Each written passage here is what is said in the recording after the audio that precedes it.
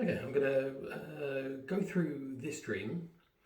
There's not really a huge amount to the dream, to be honest, but the reason I want to cover this one off is because I want you to see where this ends up basically interacting with the actual real world.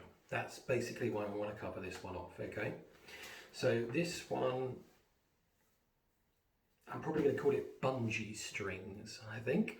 I call it bungee strings. All right, so this is from the 9th of the 5th, 2025. So not really all that long ago. It's now August 2025. So it's only a few months ago. Okay. And then this is linked to something that happens then 2 days later. Okay. So a dream, something happens, and then I know exactly what the dream is all about now. Okay.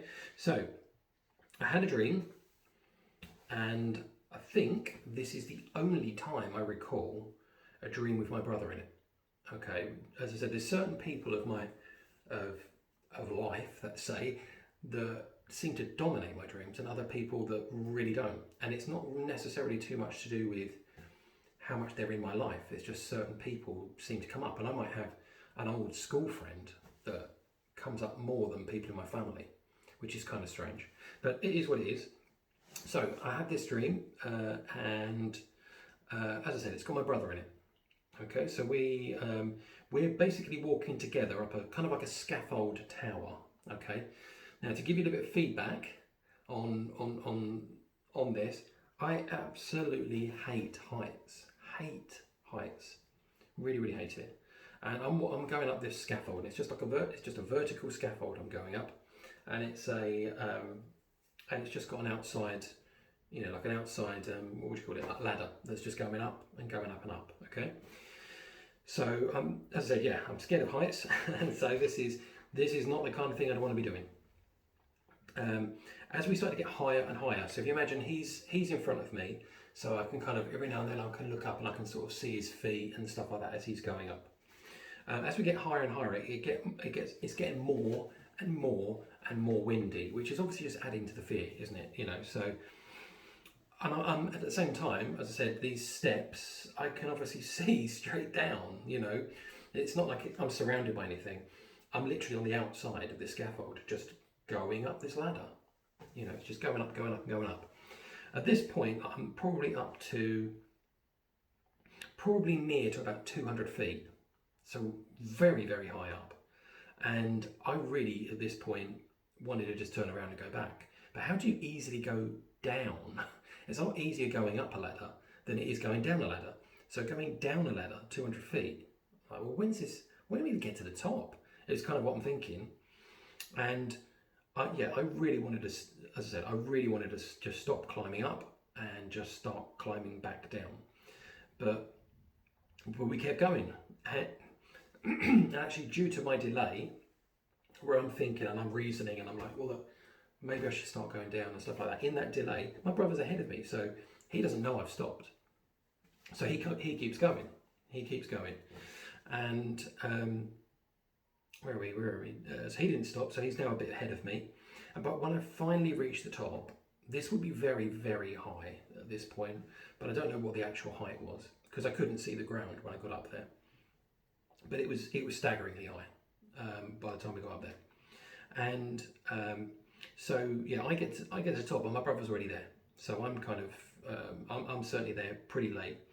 And when I actually get to the top, I'm kind of up this ladder, and I kind of like pull myself on, like just in desperation. I finally got to the top, and I look across and I can see my brother on a big platform. So the actual platform where we got to was actually pretty big.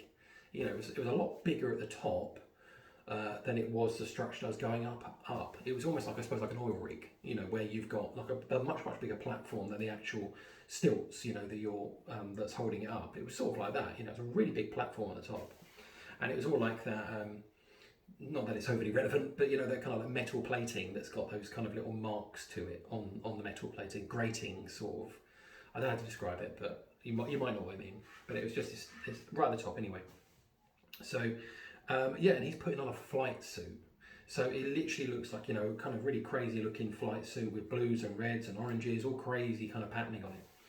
And he's basically stepping into it. So it's a kind of suit where you're obviously climbing in, your legs in first and then pulling up, you know, that kind of thing. Because I've had to wear a flight suit before, because I did a skydive once. Bit of a strange one actually. I'm petrified of heights, but I'm okay jumping out of a plane, which is, it's a different type, so that just makes sense to you. It's when you've got a parachute on your back, you know you're going to be all right. If you're with somebody who's really, really qualified, you know you're going to be all right. But when it's just you, it's a little bit different. And if you drop off, you die. It's that simple, you know. So there's no backup safety. So that kind of stuff, I've got a major problem with. I've never had to actually climb up or climb down anything on ropes. I don't know what it'd be like on that. I might have a problem with that as well. But I don't like being on high buildings. I had a horrible experience on a balcony once, and I was freaking myself out because it was like I was telling myself to throw myself off the top of this building. Not that I wanted to, but it was like I was being compelled to. So I don't know what that is. That's like a weird mental thing that happened, and it scared me so bad that I, you know, pulled the doors across and locked them to the balcony, and I was like, I wanted to back up as far away as I possibly could from this door. It was so weird. It could well have been a bit of a demonic sort of thing, I don't know, but it was, yeah, super dodgy. It felt like I was being compelled to, as I said, throw myself off the top, which was just crazy.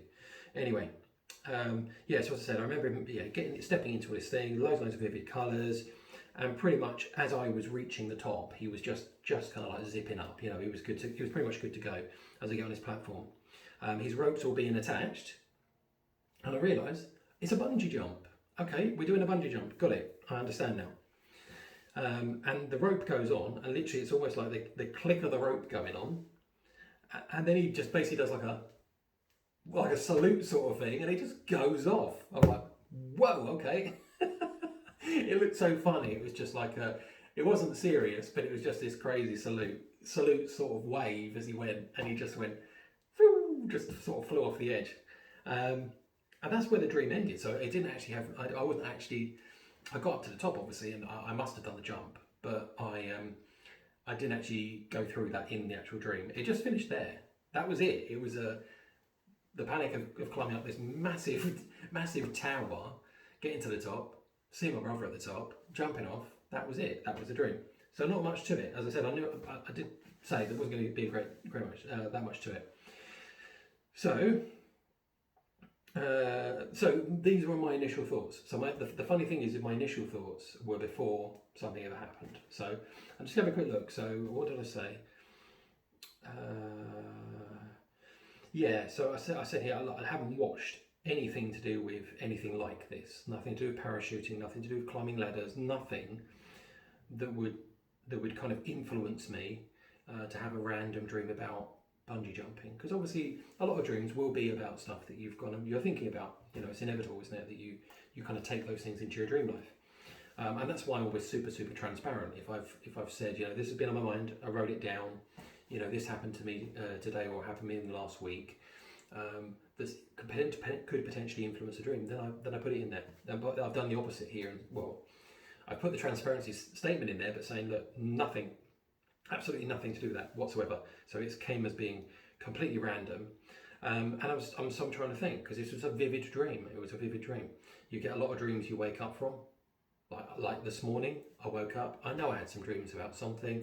I think it was something to do with taking tests or something school-like, maybe. I haven't got a clue. I haven't got a clue about anything to do with it. But these other dreams, I can remember this. I remember this happening. I wouldn't need any kind of pointer whatsoever, and I'd remember this dream. Okay, so that's the difference. That's when you know there's a message in there. There's something there that you should be remembering, really. Okay, so that's what that was. And I was thinking, yeah, is it telling me, you know, that I've got to have no fear? You can't turn back now, or you've got to keep moving forward, or you'll reach the top eventually. These all sound like things I don't know, put on a t-shirt or put on a card or something, isn't it? Keep going, inspirational stuff. And then I wrote down things like Jacob's ladder. Is it something to do with Jacob's ladder? Because I was climbing a ladder. I've actually had one that I think is similar to Jacob's ladder with somebody else, but I didn't really see the point too much and go through that. I'm going to read that again, but I wrote Jacob's Ladder just because of, I think, I felt like I was clutching at straws a little bit. Now in writing this, what could this be? Yeah, okay, yeah. It's the other thing I was kind of thinking of was now in writing this, which as I said, when was it? This was May 2025. I'm writing this down and I'm concerned. Is this symbolic? Is this we're climbing to heaven? But my brother decided that, he sort of got there, but then just decided to jump straight off. Is it symbolic in some way? Like a fall down. Is that symbolic? I'm staying up. I don't know. Okay, but then real life hits, and then we start seeing a bit more. So this was on a Friday. So I had this dream on a Friday, and so Sunday. So this, yeah, okay, cool. We're getting into it now. So then it comes to Sunday. So I'm going to church, and we walk this normal standard route. Every Sunday to get to the car park. Not really much of a walk, but roughly about sort of halfway there. There's a road that's got a specific name to it.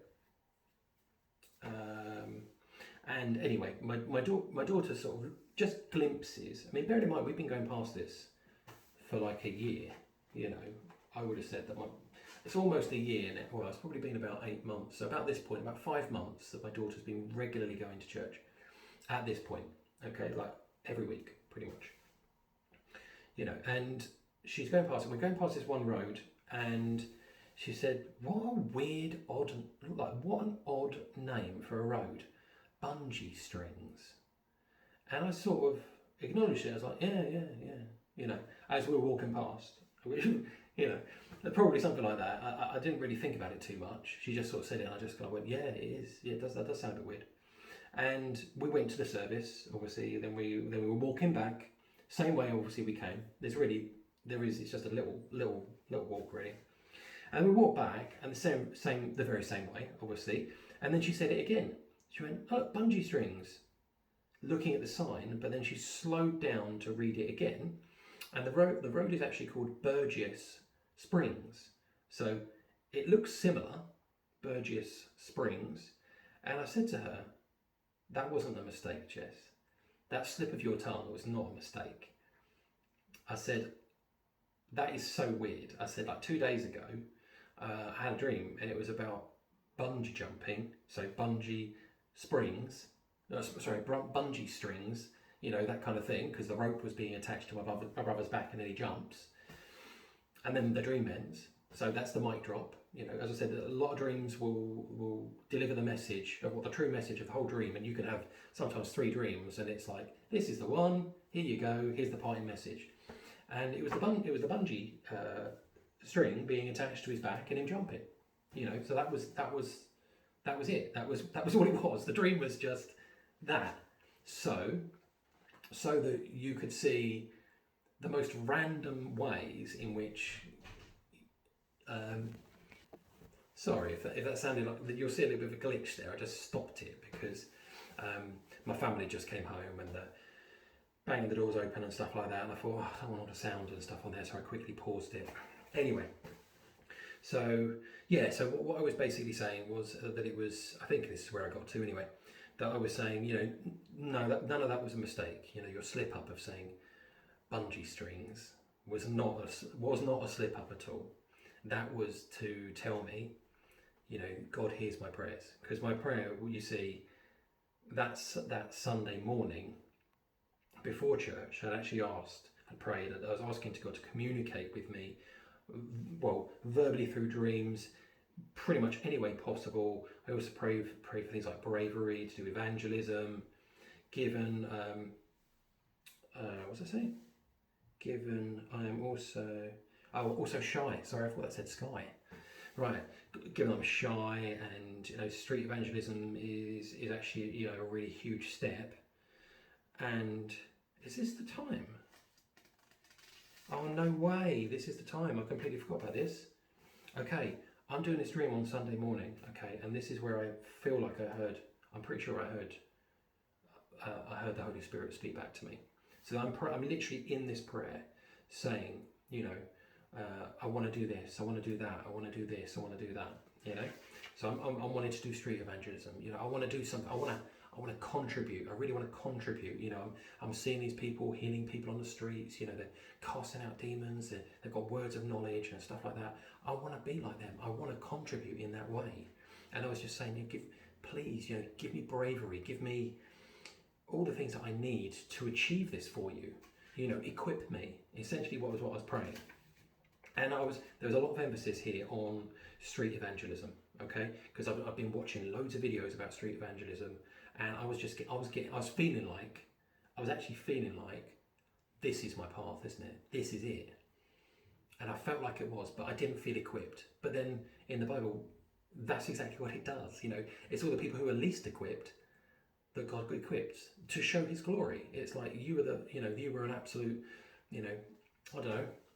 Well, we'll use Moses as an example. Moses kills somebody, and yeah, God uses him. Or I'm trying to think of other examples, but that's the first one that came to my mind. But loads of, well, Jonah. Okay, Jonah, he's given a mission and he's told to go somewhere, and he runs away and stuff like that. But then eventually he does do it anyway, because he becomes equipped, or you know, he goes through trials to make him equipped. So I'm kind of thinking, it doesn't matter the state that I'm in right now. I am happy to be molded to how you want to use me. Okay, so that's basically what I was praying. Okay, and even while I was saying this about street evangelism, you know, I want to do that, you know, and I'm praying regarding that, I just had this feeling, I don't know how to describe it. It felt like I got an immediate response, As I'm saying, I want to do this, I want to do that, I want to do this. There was just a pause in my prayer. And then what came back, was that obviously God knew my heart. He knew really that it wasn't really what I wanted to do. But because I really wanted to contribute, I was like, I'm willing to do all these things. I'm willing to do it for you. I'm willing to do it for you. And this goes against everything that my body, you know, everything in me is screaming, don't do that, because it's not you. You're not comfortable doing things like that. So that's what my flesh essentially is saying to me. And then I get this response where, yeah, there we go. There it is. I get this response, and this literally felt like it broke my heart in the moment. So the response I got was really quite heartbreaking, you know, in a way, in that I heard in that brief moment of me stopping saying anything in the prayer, I just heard this very, very quiet voice that again felt outside of myself. It didn't feel like me. It didn't feel like my own kind of chatter going on. It felt completely outside of me. And what that voice said was, is that really what you want? And the emphasis was on really. So it was like, as I said, God knew my heart and knew that really, that isn't what I wanted to do. I wanted to contribute. I wanted to do something. I didn't want to be seen as somebody who's idly sitting around. I don't feel like I'm the sort of person who could just spark up conversations. My personality doesn't really lend itself to that, where I can just be in a supermarket and go, how are you doing? Jesus loves you. That kind of thing. You know, that's just not me. It's really not me. I really struggle. I mean, I tried to do that. I tried to do that literally this week, you know, and there's a woman who's at my local supermarket. I know that she's Catholic because she was talking about Lent once, I heard. I was like, Lent, okay, all right. And this week, you know, she was doing my stuff for me, and I was psyching myself up just to say, God bless. And that was a struggle. And I did say it. I don't think she really heard me. But it was one of those things where I just thought, oh, why is it so difficult? Why is it so difficult for me? But it really is. It truly is. It's very, very massive struggle. And as I said, when I heard this voice coming back saying, is that really what you want? I was kind of disappointed. I was kind of heartbroken in a way, because it was not like I necessarily felt that God didn't think I could achieve it. It was that he knew my heart, as I said, that my heart wasn't in it really. That's how I felt about it. And yeah, as I said, that's how I felt about it, and it did make me genuinely upset. I was actually quite upset after that. And another link in that I wanted to make actually to do with this was actually to do with as I said, that location. Okay, so bear in mind that what I've just been talking to you about is all street evangelism. That particular street is actually the spot that our church wants to evangelize on. That road, specifically that road.